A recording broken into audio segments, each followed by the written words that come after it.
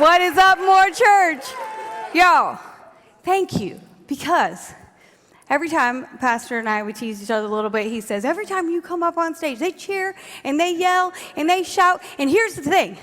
Yeah, you better, because if you don't, I get real insecure, and I'm like, yeah, they wish he was standing here, and they're real mad at me, and sorry, I'll go sit down, right? And so I know it's not Easter Sunday, that was last week, but today is somebody's Sunday. Today is a Sunday, and we do not believe in just another Sunday. We believe that every Sunday is important, and so today I'm going to need you to holla back. I'm going to need you to keep cheering and being loud, and Pastor, all you got to do is ask them to do it, and then they will do it. Right? That's all you got to do. And so, y'all, I'm super excited to get to share a word with you today. If I haven't met you yet, my name is Whitney. I get to be the executive pastor here at More Church. And like Pastor Trust and Rachel said, my husband Aaron and I, man, we love serving this house. And this week, we celebrate 20 years of marriage. It's exciting. It's wonderful. And it makes us sound really old, but we were like real young when we got married. So that's good, right? You're here this week, and I'm glad, because that probably means you also were here last week and that you really love the Lord. And so you're ready to receive a word today. Y'all, how many of you thought Easter was incredible here at More Church? It was amazing, and I know they took some time to celebrate it, but can I just take a moment to celebrate? You know, if you have not really attended any other churches, you may not know this. But for our church and our way that we get to do church, y'all, God has blessed us in a mighty, amazing way. And we have a very incredible pastor who works so hard, so diligently to bring a word in a whole new way, to bring a story that you maybe have heard 100 times, but to bring it to life in an incredible and a new way. I know last year after Easter, I thought, how in the world will we ever have another Easter as good as New Mercies every morning, right? How in the world? And yet again, because our pastor's so diligent to listen to God's voice and to say, God, what would you have me share with all the people, that in last Sunday's message, y'all, I was blown away by the energy, the excitement, the time, the intentionality, and then the truth of God's word that was showed in a little bit of a crazy and different form. But that's how we roll around here. Because we are party starters, because we know that in heaven there's a party every time somebody comes to know Jesus. We are committed to be party starters here on earth so that more people can know his love. And so if you came for the first time last week, welcome. That fun, that excitement, that's who we are all the time. In fact, if this week you pulled out your shoes and they had egg all over them, I apologize. This is a great idea, and it was a lot of fun, and the kids loved it, but multiple times I saw eggs going over the egg toss and landing onto the walkway where moms and dads were trying to either take kids to class or bring them back from class, and so my bad. I'm sorry, our bad. Just wipe it off. Don't send us your dry cleaning bill. Okay, y'all. We shared an incredible message last week. Pastor shared a parable that is a story that Jesus told. A parallel attachment is what he taught us. That's what the word means. Of a story, of a relevant story of life that helps us understand what the kingdom of heaven is going to be like. That a few weeks before that, it's been like 9 weeks ago, 8 weeks before Easter, Pastor shared a story about a banquet party, about a party that the kingdom of heaven is just like that. And last week and every week, you know, we had this opportunity to say, hey, welcome home. Welcome home to people who are far from God. Welcome home to people who've maybe been knowing God a little bit, but haven't yet felt comfortable at the party. Can I tell you, we will never run out of room at the party here at More Church. That we will always make more space for more people so they can all know his love. And if you wonder why we're called More Church, I hope you've already figured that out. That we believe that there is more, that God has more for each and every one of us. And so if you're new or if you've been here a while, can I just say again on behalf of all of us, welcome home. We're so glad you're here. You know, last week we had shirts and we kind of forgot in all the excitement to announce that we had shirts that said, welcome home, but we want you to know that you're welcome here, that you're a part, and that this party that we throw each and every week is for you. But now that you're here, I want you to understand, we want you to understand how we act at the party. How we behave at the party. Once we get here, now what do? How do we respond? What are the things we're supposed to do once we're at the party? And I know there's some of you already in here like, I know, now she about to, they lied to me last week, they hooked me, now they about to tell me how to act and behave in church, right? No, that's not, somebody said right really loud. Like, yeah, I know, that's what you think. But that's not true. See, God's word is full of truth and understanding. This year, we're in the year of Jesus. We're studying stories and teachings and scriptures and encounters with Jesus that help us know and understand the character of God. And so today I want to read just 5 verses that talk to us about what it is, what Jesus says about how we respond once we come into relationship with God, and how we can act at this party, y'all, because it's fun. We're going to have fun today. And so y'all ready? You excited? Let's go. It's going to be so good. And so these verses are found in Matthew 22, verses 35 through 40. Again, it's just 5 verses, but I think they're going to help us. So at the very beginning of the scripture, we meet some Pharisees. The Pharisees are some dudes who are the ones who know and understand the law, the Jewish law, the Old Testament law, the law of Moses, all the things, the laws and rules in which you have to follow in order to be close to God. And we meet them here in Matthew 22, verse 35. It says, one of the Pharisees, an expert in the law, tested Jesus with a question. You see, Jesus, he received persecution from religious people. They called him a drunk, they called him a glutton, they called him a friend of tax collectors and sinners, because those were the worst kind of people. And I know that's never happened to any of us. We've never been judged or ridiculed or persecuted by religious people, right? That's why you weren't nervous to walk in today, because you knew that no one was going to get annoyed with you or frustrated or judge you in any way. I remember growing up that you are not allowed to wear a hat in the sanctuary of the Lord. My guy Tyler carried out the podium for me this morning wearing a hat, and that's okay because it said more church, because he's promoting his church of that God is so good and that he has more for you. But I remember walking with a friend and a man in the church saying, how dare you desecrate the sanctuary with that hat? I've had multiple people on multiple occasions ask me if I got a discount on my jeans because they have holes in them. I think that might have even happened to my daughter this morning. It's okay, Bob. We love you, and God loves you. No, I'm just teasing. Like, we're just teasing each other around sometimes in church. But y'all, sometimes we feel like, why they judge? Why they asking me? Sometimes we're teasing. Sometimes people are having a hard time. Like, sometimes they're giving you a hard time. But the truth is, in the temple courts, teaching and religious guys come up and they start questioning Jesus. That Jesus is in the temple courts. He's questioning them.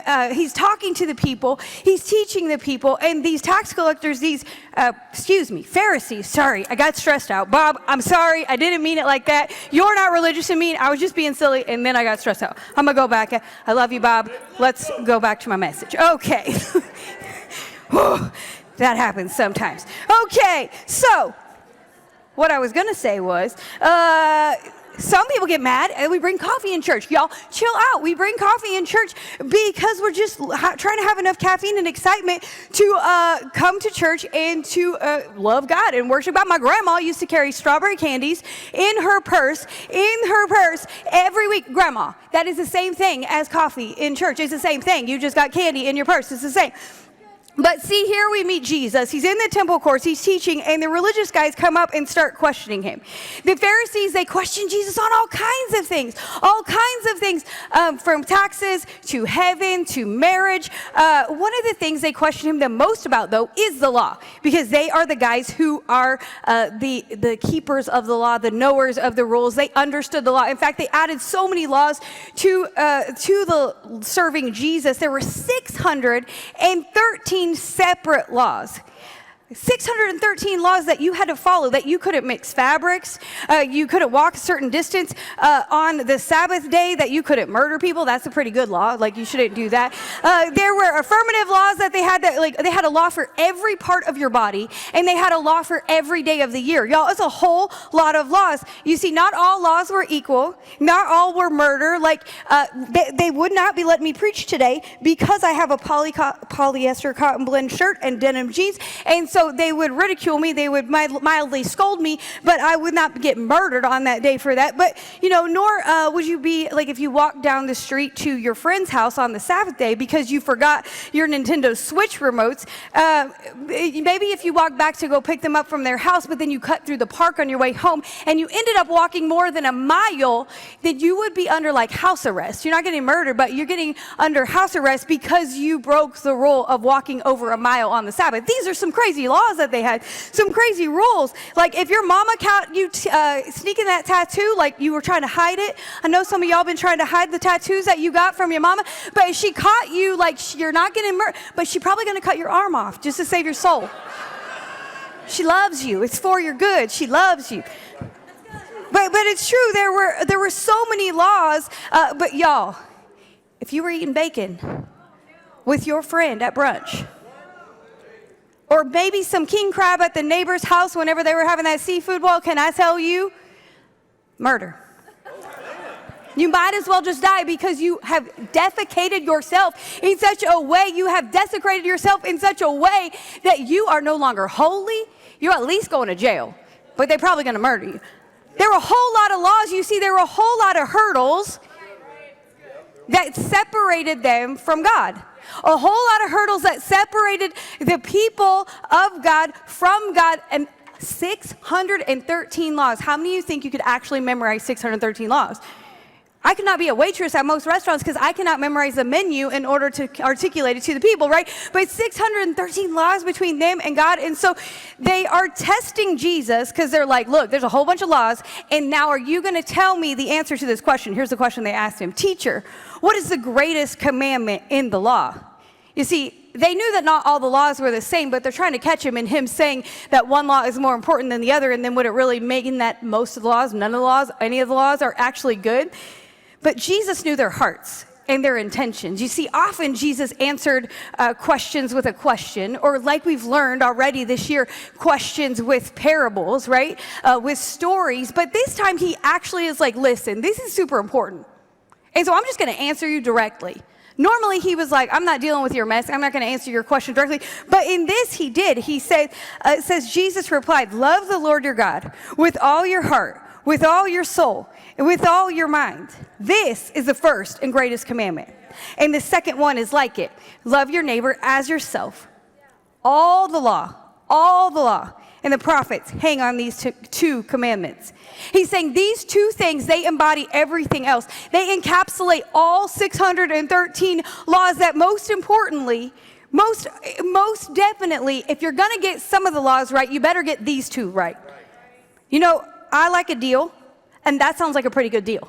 That if I'll do these two laws, then these 613 ones will be kind of covered. It will be kind of taken care of. If all I've got, y'all, when my phone notifies me that there is a BOGO, I'm going to be buying something.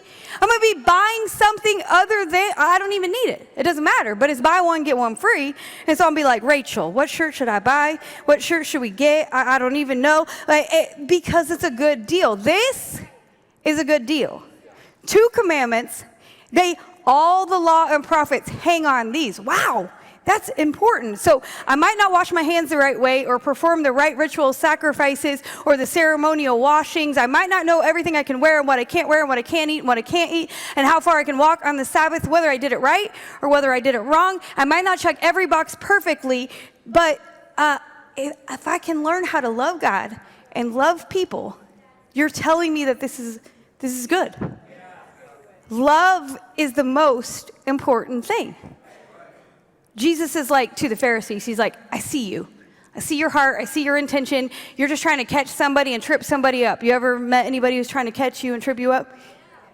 Like, it doesn't matter what you do or how you do it, that at some point you know that one day you will disappoint them in a way that they'll be like, see, I knew it. I knew that's who you were deep down inside. So it doesn't really matter what you do or how you do. This is how the Pharisees were treating Jesus, that no matter, they were just trying to find a way to trip him up. And he's like, listen, love is the most important thing. So to the people in the temple courts, I think he's really teaching to them. He'd been teaching, and the Pharisees every time, they just interrupt him with questions, trying to mess him up. And so he's saying to the people in the courts, listen, I know you've screwed up. I know you've made some mistakes, but let's shift the focus. In this world that is focused on all the things you can't do, let's look at a couple of things you should do. You've got a whole list of things that are wrong and that you can't and that you shouldn't and that you won't. But let's just look at these two simple things that you should. And if you'll do them, it's going to take care of everything else. Often people, as a pastor, I get this question all the time. Is this a sin? Like, what about this? What about this rule? What about that? Y'all thought maybe today that we would have some list of rules and sins and things. Now that you're here, now that you're a part, make sure that you follow these things. Now, there are things that the Bible is very clear about our sin.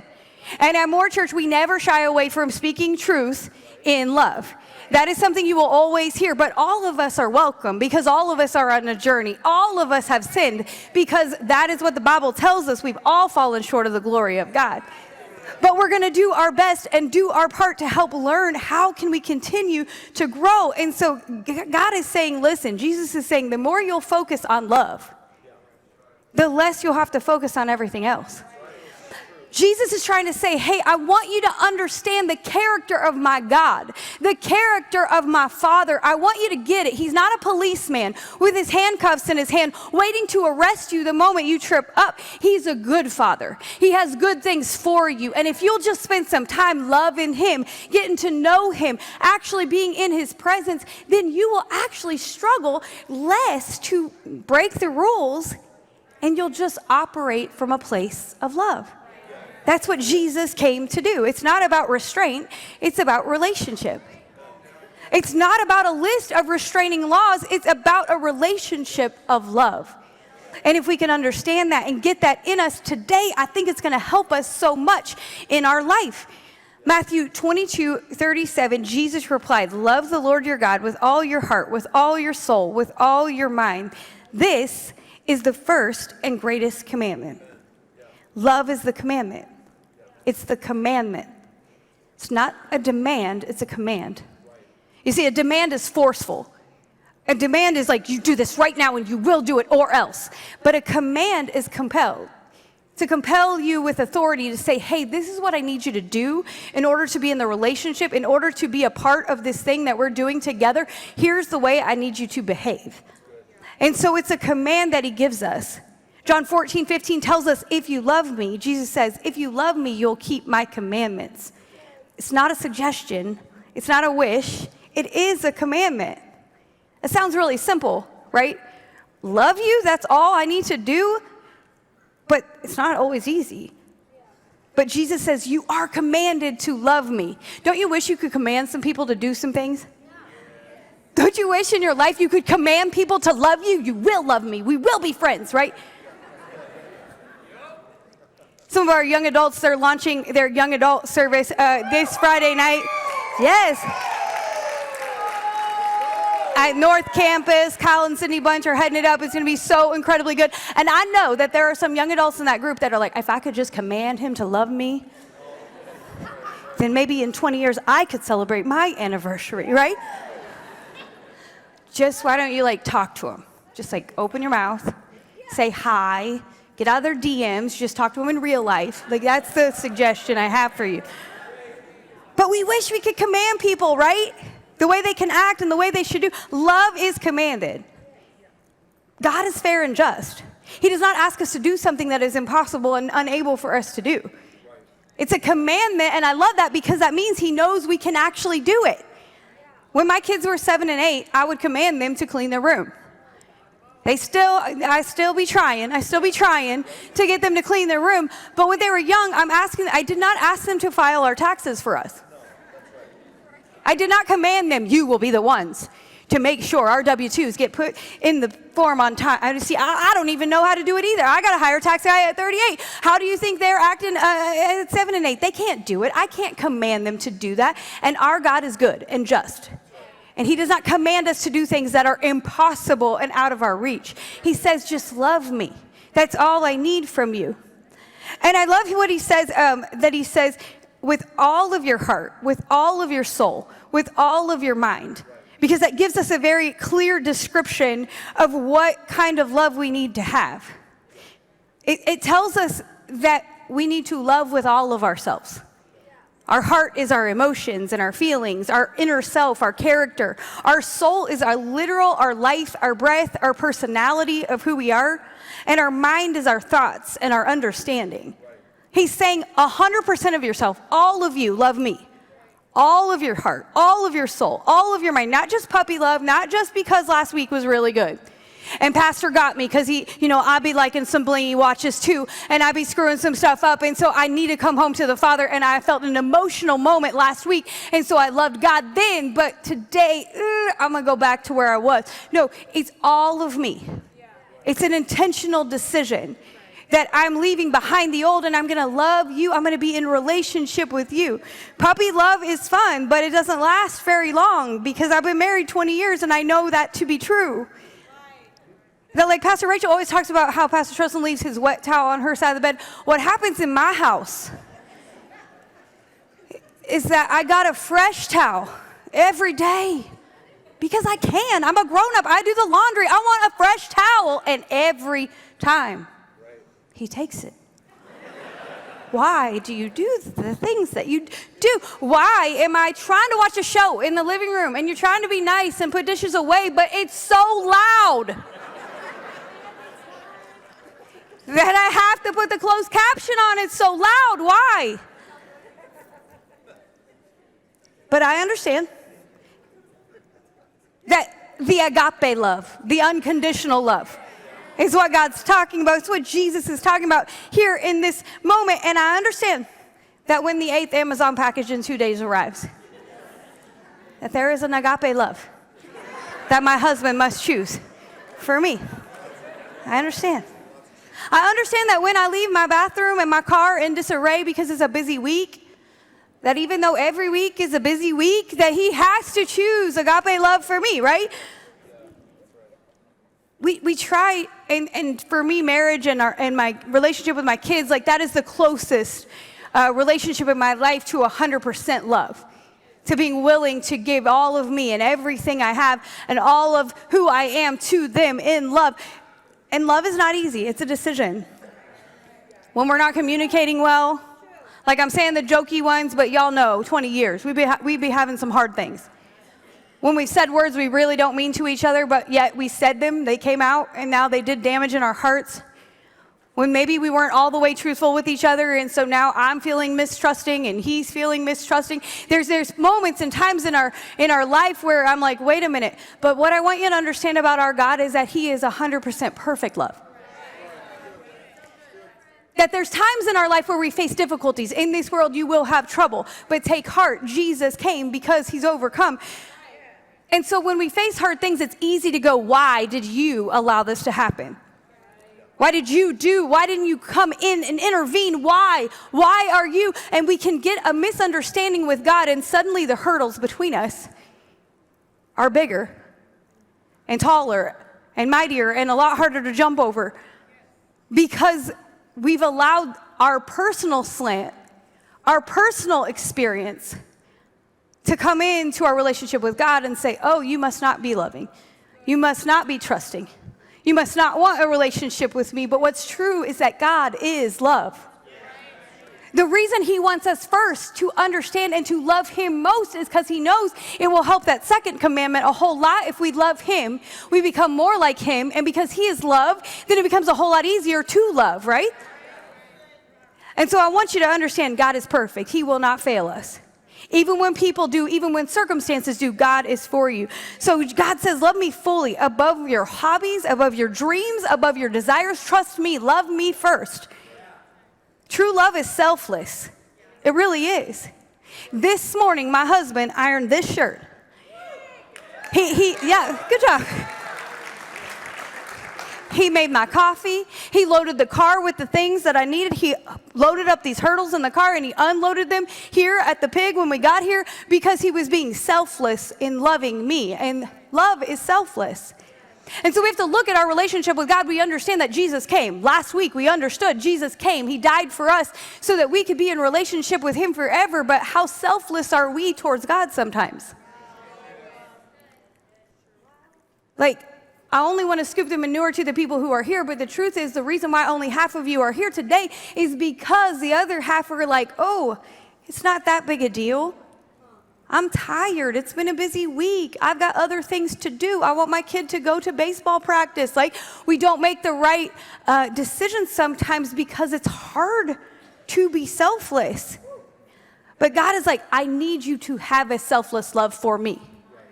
I need you to understand the love I have for you, and I need you to have that love for me. I know you're busy, but are you willing to sacrifice? Some of you signed a card to be all in. That's not just in your finances. Pastor shared some verses with us that are such good truth, that by the same measure that you pour out will be poured out unto you. But it's not just our money. It's not just our finance. What are we pouring out? Are we pouring out the right measure of love towards God? Are we being selfless? Are we understanding that if He can get it through you, He can get it to you? Are we being selfless in our decisions, in our relationship with God? Can you imagine what our legacy of more would look like? Can you imagine what all you would receive if we were willing to give all love to Him? The verse continues. And the second is like it. He says, love your neighbor as yourself. These two encompass all the others. I think it's funny because they only asked Him for the greatest commandment, but He gave them 2 commandments. Because He was like, listen, I need you to understand that if you love me, but don't love them, what are you even doing? But if you love me, then you'll understand how I love them, and if you love them the way you love that I love you, then this is the whole thing will work out, right? And so it's not just enough to love God, but we have to love them. It says, as you love yourself. That is a hard one. Like 20 years of marriage, that is still hard for me sometimes. Because we went to Kyle's birthday and they had nothing but cake, and they cut the slices and there were 2 pieces on a plate that they handed me, and I chose to give him the bigger, better piece. But that is hard, because have you had a cake from that place? It's so good. But we're supposed to love your neighbor, all the people, as we love ourselves. Why does God tell us that? Why, again, these 2 encompass all the others? Well, I think that if we love other people the way we love ourselves, we're not going to be tempted to steal from them. Because I'm not going to steal from myself.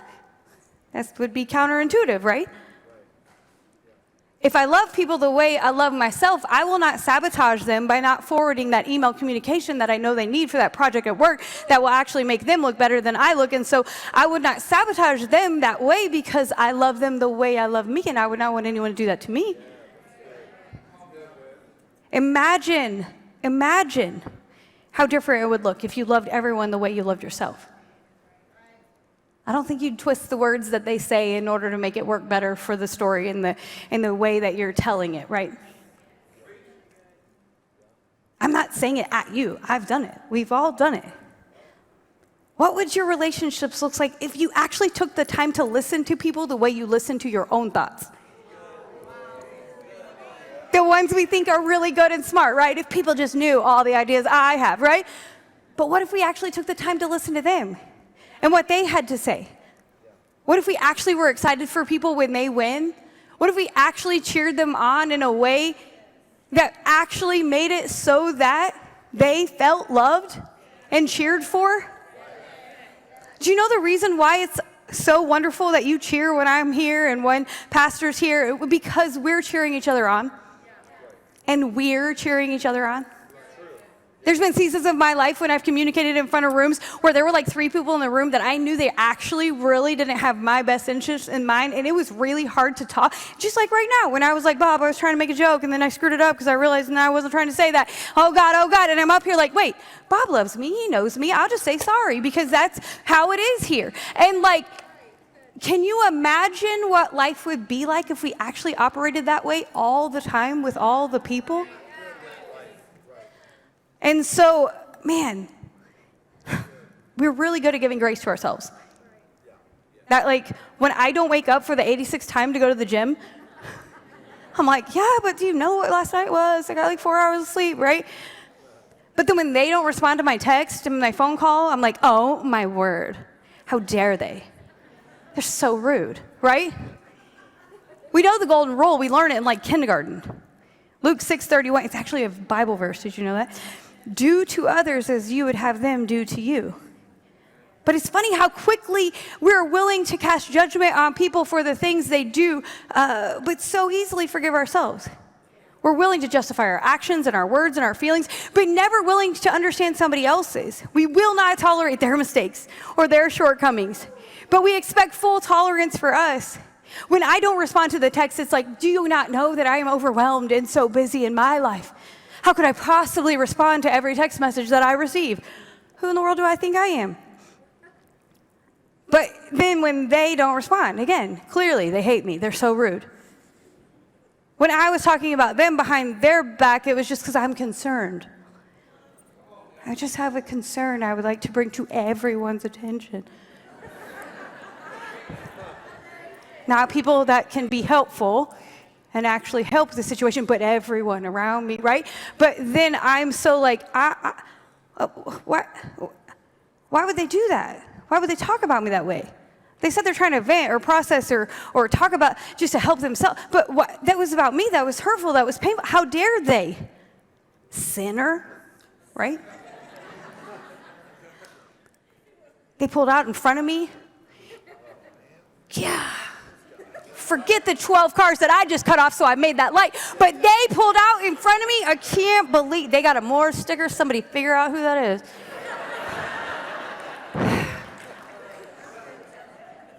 Did you notice she bought the same shoes that I had on at Easter last week?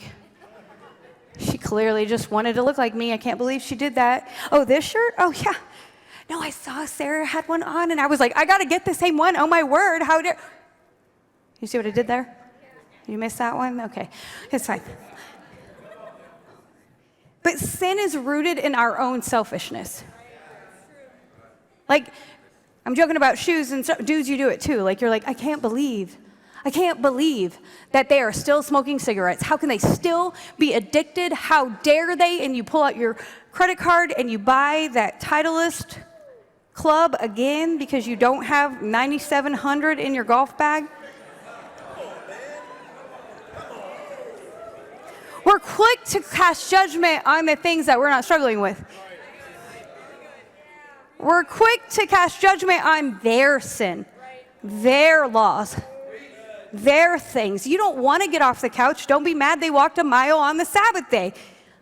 But like they had stuff to do. Like I'm joking about those laws, but the truth is we do it in today all the time. All the time. But the truth is maturity makes you less selfish. Pastor shared it before, but Jonathan Baba, he says all the time that maturity is putting yourself in other people's shoes. Maturity is allowing yourself to have a selfless perspective. But here, man, some people get stuck in life. They never love anybody the way they love themselves. Some of us, like, I love you. I'm not being mean to you. I'm trying to help us all. So, like, if you get mad, I love you. I'm not trying to be mean. Like, we're trying to help. I told you 20 years of marriage. That's a lot. I keep saying it. But, like, it's a big deal. 20 years is a long time. And it makes me feel like a real adult. I'm like, what? But there's two things that we've learned. We have to forgive each other quickly. Because, like, the offenses are going to come. The hurdles in our marriage, they're going to keep coming over and over and over and over again. And so we have to forgive quickly, because if we don't, they'll pile up and we'll just be tripped up everywhere and we ain't going to get nowhere. And so we have to forgive quickly. But the second one is the more we can learn to be selfless, the more we can serve them, put them first, the more we can treat them how I wish they were treating me. Our healthy marriage is really two people operating in selflessness and forgiveness. Consistently. If you want to be loved in marriage, operate from a place of love. Maturity makes you less selfish. But have you ever noticed that those who actually love themselves are easier to love, easier to be in relationship with those who don't actually like themselves? We look at them and we're like, they don't treat anybody the way they want to treat themselves. Well, the truth is they don't actually love themselves. It has nothing to do with you. It has to do with them. It has to do with me when I am a mess. I worked in cosmetics and fragrance world for like forever. And because of that, there's some things about me that I carry with me every day and all the time. with my makeup, there's like no halfway. Like some of y'all ladies, you got that. And I wish somebody would teach it to me, but I don't know how to do it. It's either like no makeup, I ain't got none on, or I got the whole face. I don't understand the in between. I don't know how. That's what the cosmetic world taught me, that I do all the pieces, right? And so I've always got on all the makeup. And then the other part of the cosmetic world that I have is my fragrance, my perfume. I'm always wearing perfume. Shelby this morning was like, hey, you smell so good. I was like, thanks. Yeah, I know. That's what I do every day. It's a part of my getting ready routine. What perfume will I wear today, right? It's just part of what became a part of my routine every single day. And when I walk by you, you'll usually smell my perfume. And whatever it is that day, like if I hold your baby. I got to hold Sloan the other day, and I held her, and I promised when I took her and gave her back to Beth that she smelled like me. And then chances are pretty good she had like a red lipstick kiss somewhere on her temple forehead. If you let me hold your baby, these are the things that will happen. Because what was on me got on them when they came into my sphere. When they came into my circle, when they came into when they encountered me, what was on me got on them. And when we encounter people, we put off what we're wearing. When they step into our sphere, whatever is on me when you encounter me, you're going to receive it. If I'm laughing and smiling, you're going to receive smiles and laughs and joys and giggles, right? That's just part of it. If I'm hugging, you're going to get a big hug. But if I'm punching, you're going to get punched. If I'm angry, whatever is on me, when you encounter me, now you and I, you're connected to it. And when we encounter people who don't love themselves, the fight they are having with themselves is actually the fight that they have with us. And it gets really hard to love people because we're like, why do they act like that? But what if we could have the perspective to see that actually they're fighting with themselves? We're being drawn into their chaos. So if they're insecure, or if they're guilty, if they're full of doubt or pride, if they're full of shame, if they're fighting with regret, we can't be surprised when crazy people bring crazy to us when we encounter them. If they're already crazy, then when we encounter them, of course it's going to be a crazy experience. That's just the way it is. And so we have to learn that the fight they're having with themselves, we're now in it, and it has nothing to do with us. And if we can really get that and understand it, it makes it a lot easier to be selfless in the way we love them. You see, loving yourself is not selfish. It's not. It's not vanity. It's not just taking care of what you need and want first. It's not even the confidence that we think in the terms in which we think it. But loving yourself is loving who God made you to be exactly the way God made you to be. And knowing and believing and accepting who God says about who I am. And when I can do that, it doesn't matter what they say, what they do, how they respond, how they react, what happens, the words that come out of their mouth, the actions that happen in their life. It doesn't matter because I know that God loves me and God is for me. And if God is love, then I can be loved to them, correct? And here at More Church, we work really hard to operate from a place of maturity. You'll hear us talk about emotional health all the time. What does that mean? It just means that we dig deep, we dig in, we say, God, search my heart, know me, know my anxious thoughts, see if there's any unright way in me, help lead me to the way that I'm supposed to be going in my life. And so we're willing to have hard conversations, we're willing to have difficult moments and meetings because we'd much rather say, hey, let's face this and walk out in love together. You see, Jesus understood that if we will learn how to love God and how to love the people around us, then we can walk in harmony and into the more He has for us so much better in our lives. Healthiest people to love are those who love themselves. And so it can be easy to then go, okay, well then I don't want to deal with the hurdles of the crazy people. I don't want to deal with the hurdles of the insecure people or the prideful people, and so I'm just going to love some healthy people. I'm going to make my circle full of healthy people, and then if they're not in, then too bad. But Jesus said, love your neighbor. Who's your neighbor? Like the guy who lives next door?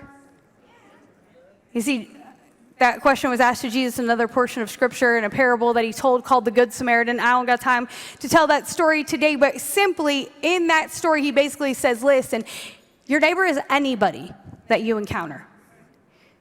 No matter how, no matter who, no matter what, anyone you come in contact with, anyone you sit by in church, anyone you show up with at a life group, anyone that you work with, anyone you pass in the street, not the ones who look like you or believe like you or are like you, but anyone. You know how we start a revival in our city? You know how we help people understand the importance of God in our life? We show all the people love. All the people. But this is really hard. It's really hard. You see, the law was their hurdle. The hurdle between the people and God back before Jesus came and became the sacrifice for us. But the law was their hurdle. For us, in order to follow this commandment, there are a lot of hurdles that we have to face. Our own pride, our own unforgiveness, our own frustrations and hurt and hate and insecurity. Like, there are some big ones in order to actually get over the hurdles in life. And I think that the truth is that a lot of hurdles are really small ones.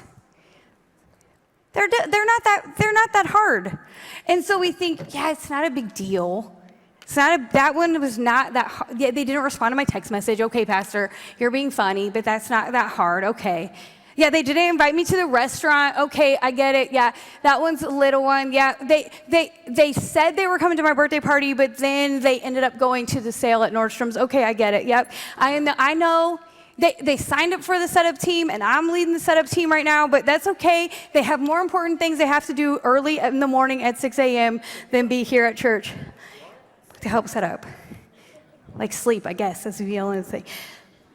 And we're like, oh man, these hurdles that we face with people, when they're little, it's easy because we're like, no, it's not a problem. It's really not a problem. I'm not that upset, and my pride can handle it because I've been guarding my heart.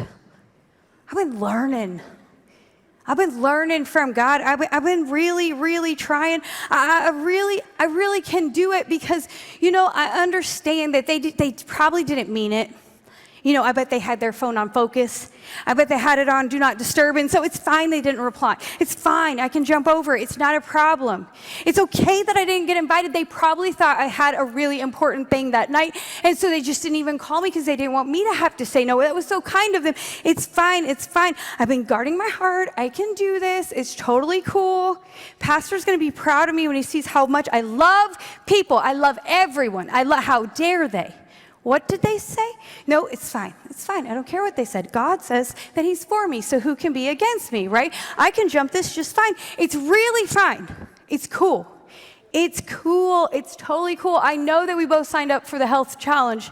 I know that we were supposed to meet at 7 a.m. I know, and you have not shown up in 4 days, and I do not know why you are not there because I am in this health class. I'm in this workout class with this other lady, and she just wants to be my friend, but you were supposed to be there to keep me from that lady, and why am I having to talk to her? It's fine. It's fine. I can jump over it. It's fine, right? In our marriage, man, he stole the towel. He won't be quiet. I don't understand. Then he takes those water bottles and he just crunches them up and he shoves them in the trash can. And it's so loud. Why does he do it? But I love him. 20 years. We're going to do this, right? But then they really betray us. They really hurt us. Have you ever been in a moment where you were expecting someone to be there for you and they totally didn't respond the way you expected them to? You ever really needed someone to come through and you're like, hey, ride or die, where you at? They're like, I left. You ever walk in a room and the people that should be coming up to you won't even look you in the eye? That's hard. It's a hard hurdle. And the truth is, no matter what I do, I can't, I'm gonna fall. I can't do it. I invited my friend Mitch. He's gonna come and show us how we should do it.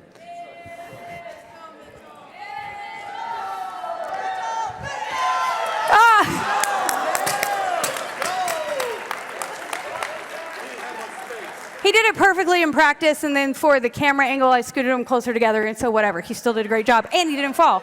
I don't even know where he went, but you good?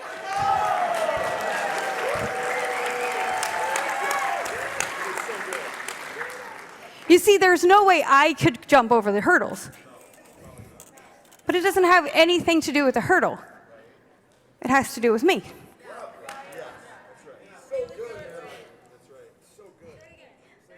It has nothing to do with the hurdle. Do you know what they did?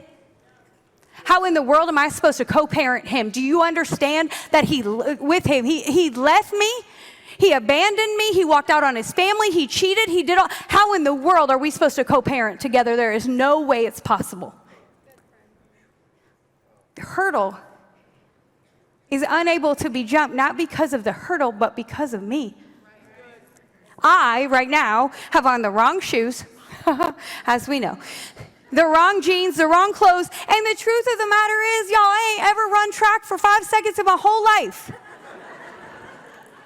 Actually, that's not true. I was a water girl in 8th grade, and then this one person didn't show up for the one race relay, and they needed somebody. They told me they were going to have me run. Do you know what I did? Prayed to the good Lord. And you know what? He showed me he was faithful. All of a sudden, the rain came. I kid you not. You can call Stephanie Phillips and ask her if I'm lying, because it's true. The rain came and I did not have to run, thank you, Lord, in the track meet. I am not prepared. I am not trained. I have not done the work before I face the hurdle. I've not put in the time and the energy and the effort before I faced it. Therefore, how can I be surprised when I can't jump over it when I do face it? My guy Mitch, he's got on like the right pants and the cool like shoes. And the truth is he's been training so long that he is now out of high school, but he jumped them in high school and he did an incredible job with just me calling him on Friday and saying, hey, will you jump over some hurdles for me? Because he's trained, he's prepared. He's done it long enough and he already knows how. Once you start jumping over hurdles, it becomes a whole lot easier to jump over the next hurdle. Some of us are in our 30s and we still haven't jumped over the second one. We're still stuck right here because they said, and I swore I would never let anybody talk to me like that. And so they talked to me that way, my mama talked to me that way, my auntie talked to me that way, and I'm stuck right here.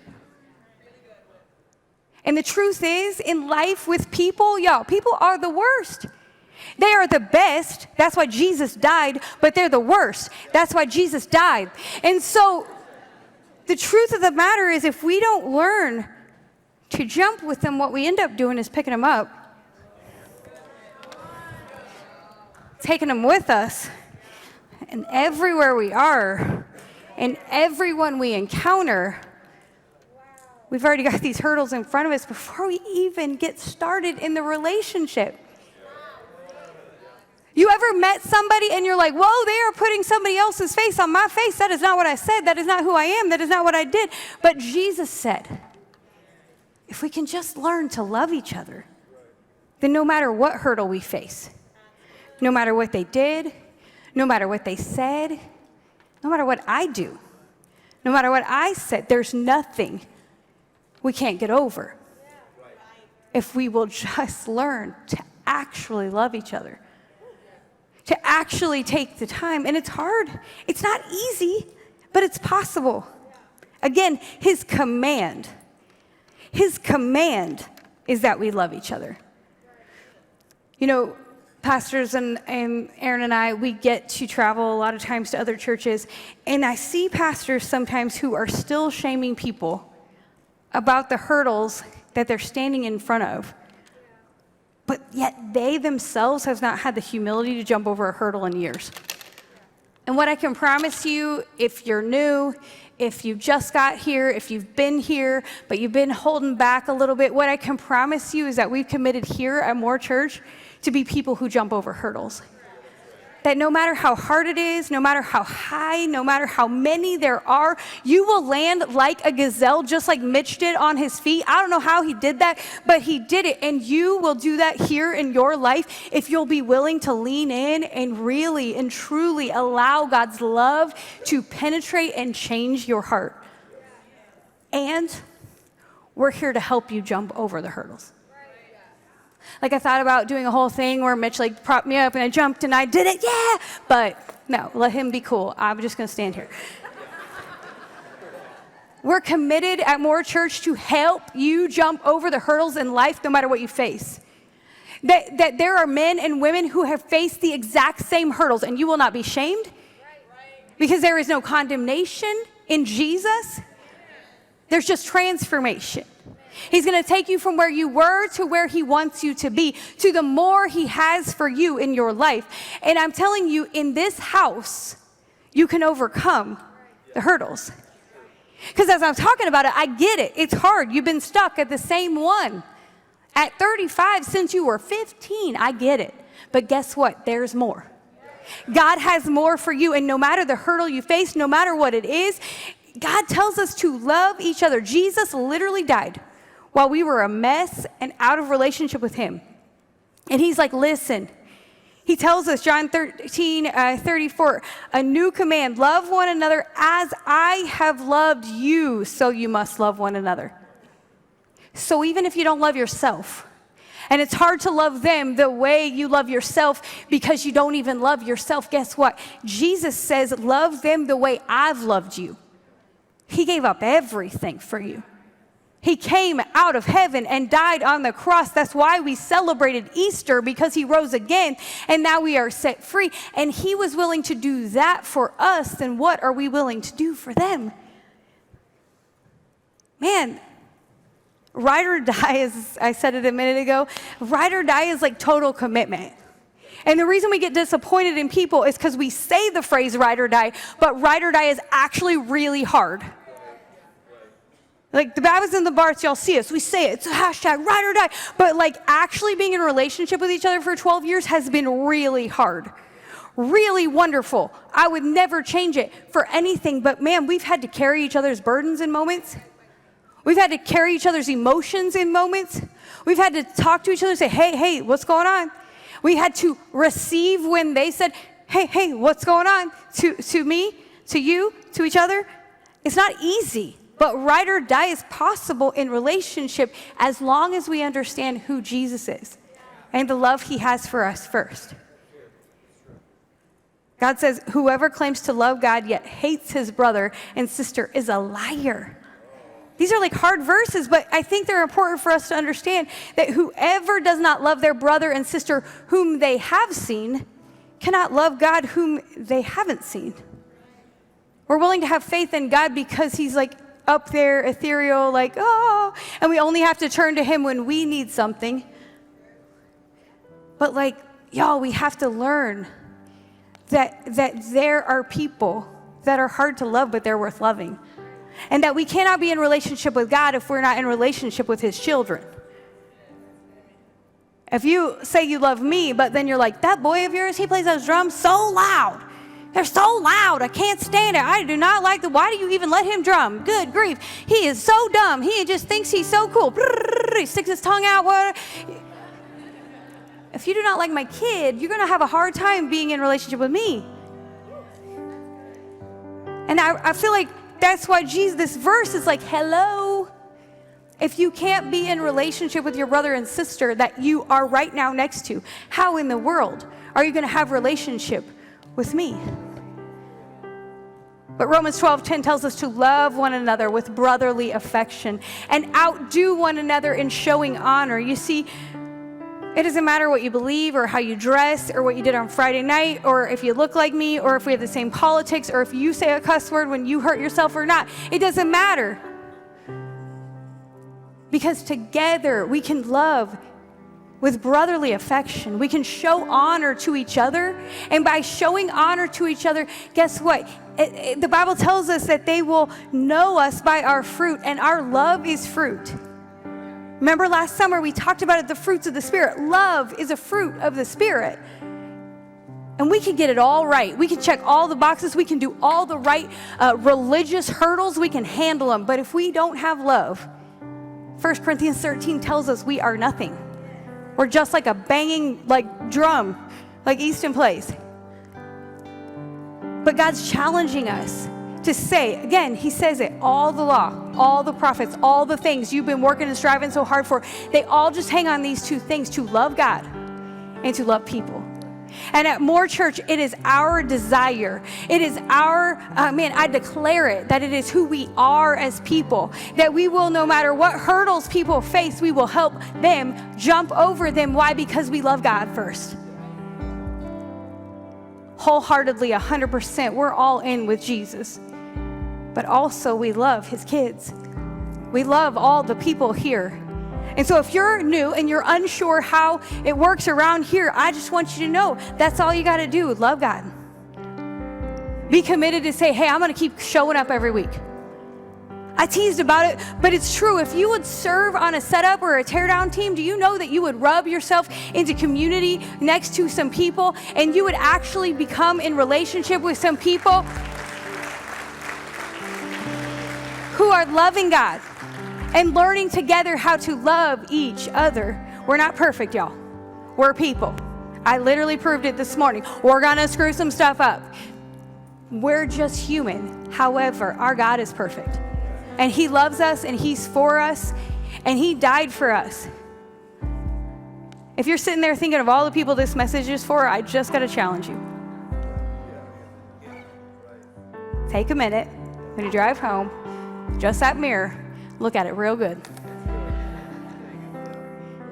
Because it's probably also for you. Because it goes against what culture would tell us. It doesn't really make sense. But it didn't make sense that Jesus died for us while we were a mess either.